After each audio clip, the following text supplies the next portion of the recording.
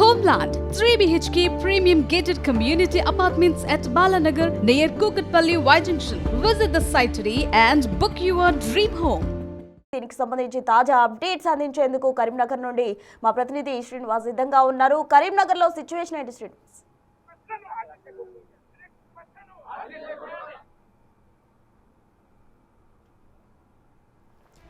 మొత్తంగా తమ 32 డిమాండ్ల పరిష్కారానికి జేఏసీ అయితే పట్టుబట్టింది. అప్పటి వరకు సమ్మె కొనసాగిస్తామంటూ కూడా స్పష్టం చేసిన నేపథ్యంలో ఆర్టీసీ బస్సులంతా కూడా ఎక్కడికక్కడ బస్టాండ్లకే పరిమితమైపోయాయి. దీంతో ఉద్యోగాలకు వెళ్లే వాళ్ళు కావచ్చు, ఇతర విద్యా సంస్థలకు వెళ్లే వాళ్ళు కావచ్చు, అయితే ప్రయాణికులంతా కూడా తీవ్ర ఇబ్బందులు ఎదుర్కొంటున్నారు. ప్రైవేట్కి సంబంధించిన బస్సులు కొన్ని నడుస్తున్నప్పటికీ కూడా వారు కూడా సమ్మె బాట పట్టే అవకాశాలు మధ్యాహ్నానికి కనిపిస్తున్నాయి. సో ప్రభుత్వం చొరవ తీసుకుని ఈ సమ్మెకు వారు ఫుల్ స్టాప్ పెట్టే విధంగా తక్షణ చర్యలు తీసుకుంటుందా, లేకపోతే ప్రయాణికులు ఈ విధంగా ఇబ్బందులు పడుతున్న నేపథ్యంలో ప్రత్యామ్నాయ మార్గాలు చూస్తుందా, ఎలా ఉండబోతుంది అనే దానికి సంబంధించి తాజా అప్డేట్స్ అందించేందుకు మా ప్రతినిధి శ్రీనివాస్ సిద్ధంగా ఉన్నారు కరీంనగర్ నుండి. శ్రీనివాస్, చెప్పండి, కరీంనగర్ లో బస్సులు నడుస్తున్నాయా లేకపోతే డిపోలకే పరిమితమయ్యాయా? అక్కడ తాజా సిచ్యువేషన్ ఏంటి?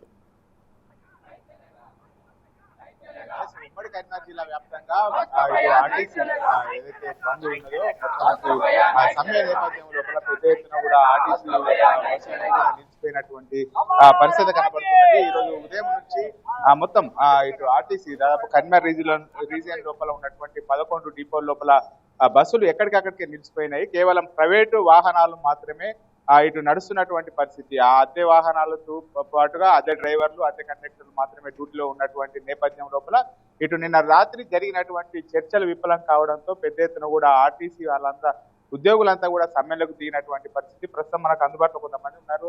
చెప్పండి, అసలు ఏంది మీ డిమాండ్స్ ఏంది? నిన్న ఎందుకు చర్చలు అంటే ప్రభుత్వం 13వ డేట్ నాడే 32 డిమాండ్లతోటి నోటీస్ ఇవ్వడం జరిగింది. మరి సమ్మెలకు వెళ్ళిపోతామని చెప్పి 22 ఫస్ట్ నుండి సమ్మెలకు వెళ్ళిపోతామని చెప్పి మేము డేట్ డిక్లేర్ చేయడం జరిగింది. దానికి ప్రభుత్వము కానీ మేనేజ్మెంట్ కానీ పట్టించుకోకుండా తాత్సారం చేసి నిన్న 21 డేట్ నాడు సాయంత్రం ఏదో కంటి తుడుపుగా చర్చలకు పిలిచి మరి అక్కడ ఒక కమిటీ వేసిండ్రు.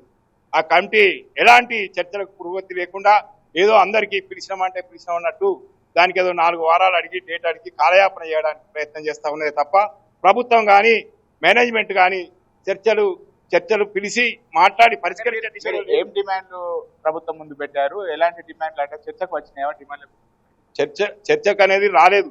ఆ మొత్తానికే ఆ నోటీసునే 4 వారాల టైం ఏంటి అనేది ఉన్నది. 32 డిమాండ్లు మా యొక్క ప్రధాన డిమాండ్ ఏంటంటే ఆర్టీసీని ప్రభుత్వంలో విలీనం చేయాలి.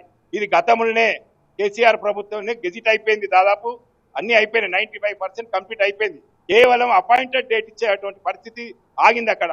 అప్పుడు ఉన్నటువంటి రేవంత్ రెడ్డి గారు ప్రతిపక్షంలో ఉన్నప్పుడు మీరు బాధపడకుండా మీకు ఇబ్బంది అయింది, మీకు యూనియన్ వేయినాయి, 35 మంది 50 మంది కోల్పోయినరు, మేము వచ్చిన తర్వాత అపాయింటెడ్ డేట్ ఇస్తాం, యూనియన్ విలీనం చేస్తాం, మరి పే స్కేల్ 2 ఉన్నట్టు పెండింగ్ ఉన్నట్టు పే స్కేల్ ఇస్తాం, మేము కడుపులో పెట్టుకొని చూసుకుంటాం అనేటువంటి హామీ ఇవ్వడం జరిగింది.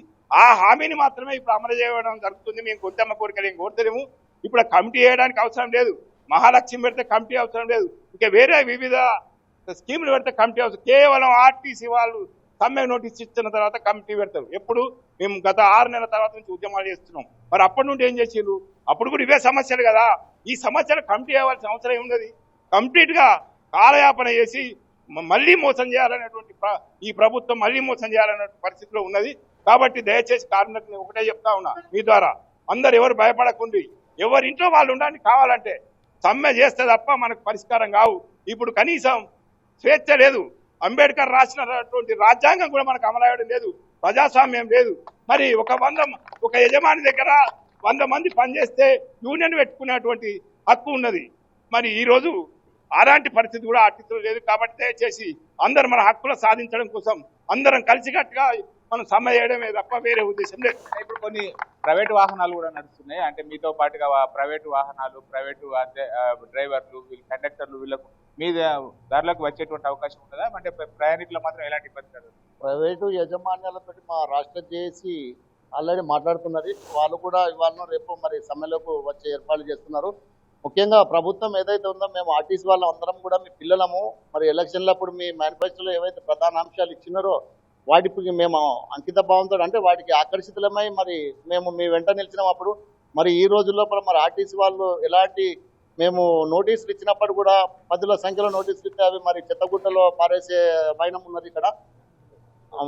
అటువంటి వైనం లోపల మేము ఏం చేయలేని పరిస్థితి లోపల మరి రాష్ట్ర జేఏసీ ఏదైతే ఇది ముఖ్యంగా అయితే ఉమ్మడి కరీంనగర్ జిల్లా లోపల ఉన్నటువంటి 11 రీజియన్ లోపల బస్సులు ఎక్కడి బస్సులు అక్కడికి ఆగిపోయినాయి. ఈ రోజు మాత్రము నిన్న రాత్రి చర్చలు విఫలం కావడంతో మొత్తం ఆర్టీసీ ఉద్యోగులంతా కూడా సమ్మెకు దిగినటువంటి పరిస్థితి. కానీ ప్రైవేటు వాహనాలు మాత్రం యథావిధిగా నడుస్తున్నాయి. వారిని కూడా మాట్లాడేటువంటి తమ జేఏసీ మాట్లాడుతున్నది. వారిని కూడా ప్రైవేట్ వాహనాలు కూడా ఇటు ప్రైవేటు డ్రైవర్లు తర్వాత ప్రైవేట్ కండక్టర్లు కూడా తర్వాత సమ్మెలోకి దిగుతారని చెప్పి అయితే ఆర్టీసీ ఉద్యోగులు ఆశాభావం వ్యక్తం చేసినటువంటి పరిస్థితి. మొత్తానికైతే ఉమ్మడి కరీంనగర్ జిల్లా వ్యాప్తంగా అయితే ఆర్టీసీ సమ్మె సైరన్ మోగడంతో అయితే ఎక్కడి ఉద్యోగులు అక్కడనే విధి లోపల హాజరు కానటువంటి పరిస్థితి కనబడుతుంది.